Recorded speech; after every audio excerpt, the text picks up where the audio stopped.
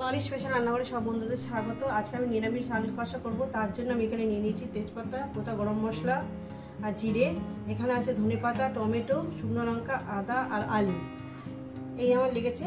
বন্ধুরা, রেসিপিটি শুরু করার আগে বলবো লাইক করবেন, শেয়ার করবেন, চ্যানেলটা ভালো লেগে গেলে সাবস্ক্রাইব করে নেবেন। ঠিক বাড়িতে যেভাবে খাই আপনাদের সেইভাবে দেখাই। চলুন বন্ধুরা, রেসিপিটি শুরু করা যাক। প্রথমেই আমি মশলাটা বেটে নেব। বন্ধুরা, এখানে দিয়ে দিয়েছি আদা আর শুকনো লঙ্কা, আর এখানে হলুদ দিয়ে দিলাম, হলুদের গুঁড়ো, আর দিয়ে দেবো গোটা জিরে, প্রায় 1 চামচের মতন দিলাম গোটা জিরে। এটা বেটে এটা ভেঙে একটা পেস্ট বানিয়ে দেবো।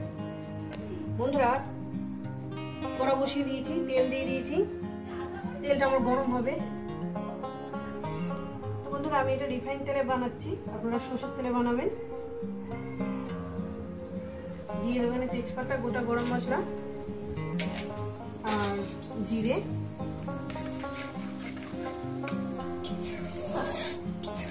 কয়েক মিনিট ভেজে নেবো।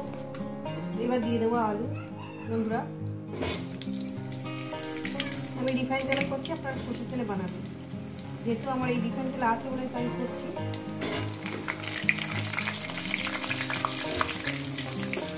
আলুগুলো দিয়ে ভালো করে একদম লবণ দিয়ে সুন্দর করে লাল লাল করে একদম ভাজার মধ্যে যাতে সিদ্ধটা হয়ে যায়। এমনি করে ভাজবেন, পোড়াবেন না। আলু পুড়ে গেলে কিন্তু তার টেস্ট আবার খারাপ হয়ে যাবে। দিয়ে দেবো লবণ।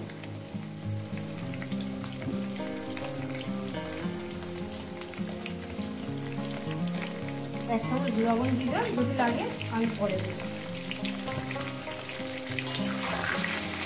আর রেসিপিটা কেমন লাগছে কিছু বলবেন।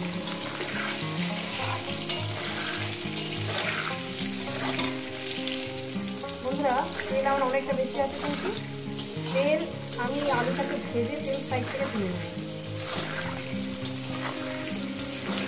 সামান্য পরিমাণে একটু হলুদ দিয়ে দেবো, যাতে ভাজাটা যাতে দেখে সুন্দর লাগে। সামান্য পরিমাণে দিয়ে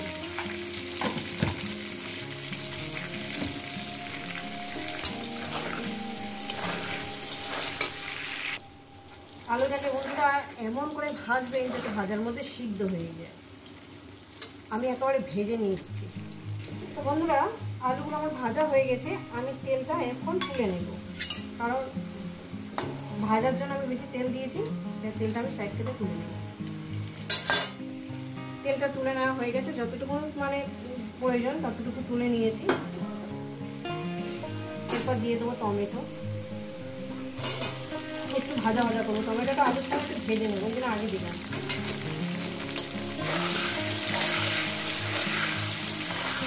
রেসিপিটা কেমন লাগছে কিন্তু বলবে। এমনই করে মানে গ্যাস জোরে দেবেন না, আলু যাতে না চলে যায়, সেইভাবে মাথা রেখে আপনারা ভাজবেন। এরপর দিয়ে দেবো আমি এই যে মশলাটা। মশলা বাটি ধোয়ার জলটা আমি দিয়ে দেবো। তো বন্ধুরা, এই মশলা বাটি ধোয়া জলটা আমি দিয়ে দিলাম। এরপর দেখুন বন্ধুরা, এটা সুন্দর করে মিনিমাম যতক্ষণ না কষা হচ্ছে, মানে আলুটা সুন্দর একটা সেন্ট বেরোচ্ছে, ততক্ষণই কষবে। সে 2 মিনিট লাগবো আর 4 মিনিট লাগবে। আমি গ্যাসকে মিডিয়ামে থেকে লোতে দিয়েই করব। তো বন্ধুরা দেখুন, দেখতেও সুন্দর, খেতেও সুন্দর। আলু কিন্তু আমার সিদ্ধ হয়ে গেছে, ভাজার মধ্যে আমি সিদ্ধ করে দিয়েছি। খিচুড়ি দিয়ে যখন খাবেন আজকে অষ্টমীর দিন, আমি কিন্তু ওই দিনের আগে থেকে করে দেখাতে পারি না আপনাদের, সত্যিকারের কথা। আজকে অষ্টমী, তাই এই সকালবেলা খিচুড়ি তো আমার চ্যানেলে অনেকই আছে, অনেকভাবে খিচুড়ি আছে। পুজোর ভোগের খিচুড়ি আছে, সরস্বতী পুজোর খিচুড়ি আছে, ওইভাবে আপনারা বানিয়ে নেবেন। আর আলু কষাটা আমি দেখিয়ে দিচ্ছি। আরও 3-4 মিনিট আর কি কষিয়ে নেব।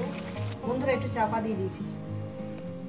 তো বন্ধুরা দেখুন, বন্ধুরা একদম জল করবেন না, সামান্য একটু জল দেবো, বেশি আমি জল দেবো না, ঠিক আছে? যেহেতু কষা হবে তো আমি এখানে সামান্য পরিমাণে জল দেবো, সামান্য জল দেবো না। খুব সুন্দর, আর এইভাবে আলু কষা খেলে দারুণ লাগে। ভালো করে সুন্দর করে নেড়ে চেড়ে এবার একটু চাপা দিয়ে দেবো। আমি তার আগে ওই ধনে পাতাটা দিয়ে দেবো যাতে ফ্লেভারটা সব জায়গাতে ছড়িয়ে যায়। দিয়ে দিলাম। এবার এটাকে আমি কভার করে চাপা দেবো। ফিরছি আরো 5 মিনিট পর। একটু ঢাকনা করে নেড়ে দিতে হবে বন্ধুরা। দিয়ে আরো 2-3 মিনিট একটু রাখবো, তারপরে কড়ার মধ্যেই থাকবে, আমি আর নাড়বো না, আর 2-3 মিনিট লাগবে। তো বন্ধুরা হয়ে গেছে আমার আলু কষাটা। এবার একটু হালকা করে একটু গরম মশলা ফোড়ন দিয়েছি, একটু হালকা করে গরম মশলা দিলাম, দিয়ে হয়ে গেছে।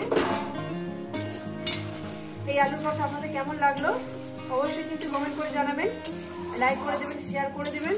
এভাবে কিন্তু বানিয়ে খাবেন। এই দেখছেন তো কত সুন্দর আলু কষা, লুচি, পরোটা, রুটি এবং খিচুড়ির সঙ্গে দারুণ লাগবে। ঠিক আছে, তো দেখা হচ্ছে আবার নতুন রেসিপির সঙ্গে। সবার বলবো সুস্থ থাকবেন, ভালো থাকবেন, আর আমার নিত্য নতুন ভিডিও দেখবেন আর নিত্য নতুন রেসিপি দেখবেন। চলুন দেখা হচ্ছে।